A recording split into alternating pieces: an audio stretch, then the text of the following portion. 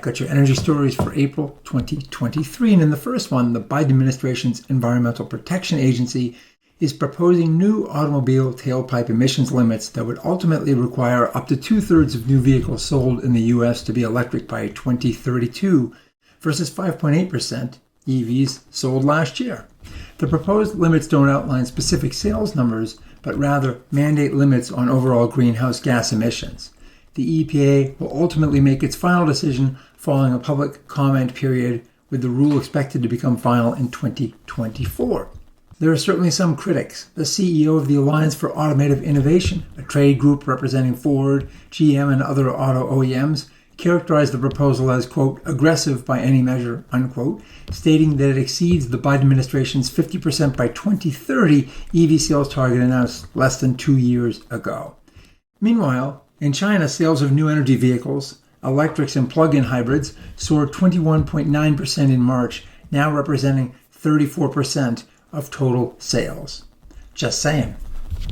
While we're on Chinese energy stories, its government has set solar and wind targets of 160,000 megawatts for 2030, with total renewables representing 18.3% of total energy consumption and increasing the level of non-fossil installed generating capacity to 51.9% this year. Here in the U.S., Lawrence Berkeley National Laboratory reports that although developers may be willing, interconnection delays are getting even worse, with over 10,000 projects totaling 1,350 gigawatts of capacity, 1,260 of that being zero carbon assets, and 680 gigawatts of storage are seeking interconnection, and they're seeing huge delays with average process lengths now at about 5 years.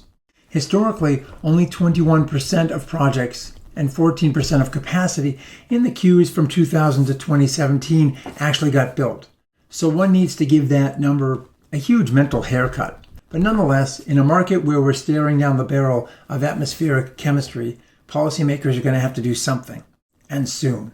The U.S. Bureau of Land Management has approved the 732-mile Transwest Express high-voltage transmission line that will deliver wind power from a 3,000-megawatt wind facility in south-central Wyoming to southern Nevada. This is good news, but as to addressing our interconnection queues, we're going to need dozens of such transmission announcements. Western utility PacifiCorp's newly filed Integrated Resource Plan shows that it intends to quadruple its existing renewables portfolio to approximately 20,000 megawatts by 2032 and install 7,400 megawatts of energy storage by 2029.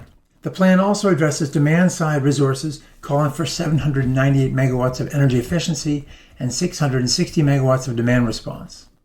Advanced nukes are also in the mix, with 2 advanced nuclear facilities, including the 500-megawatt Natrium demonstration project in Wyoming, slated for 2030, and another 1,000 megawatts of advanced nuclear by the end of 2032. PacifiCorp has a goal of slashing system-wide greenhouse gases by 70% from 2005 levels by 2030 and 100% by 2050.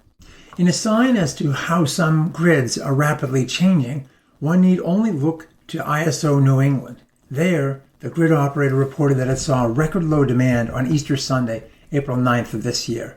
The system, which has 32,600 megawatts of installed generating capacity, notched a low of 6,814 megawatts between 2 and 3 o'clock in the afternoon, about 750 megawatts lower than its previous 2022 record.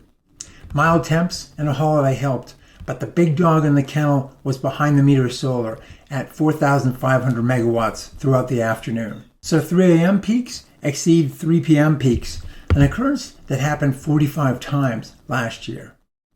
And finally, Toyota plans to jack up the electric range of its future plug-in hybrid electric vehicles, with an executive commenting that plug-in hybrids are, quote, the practical EV, unquote, with the future generation getting about 125 miles. This compares to Toyota's 2023 Prius Prime with 44 miles of electric range. Well, that's all for this week. Thanks for watching, and we'll see you again next week.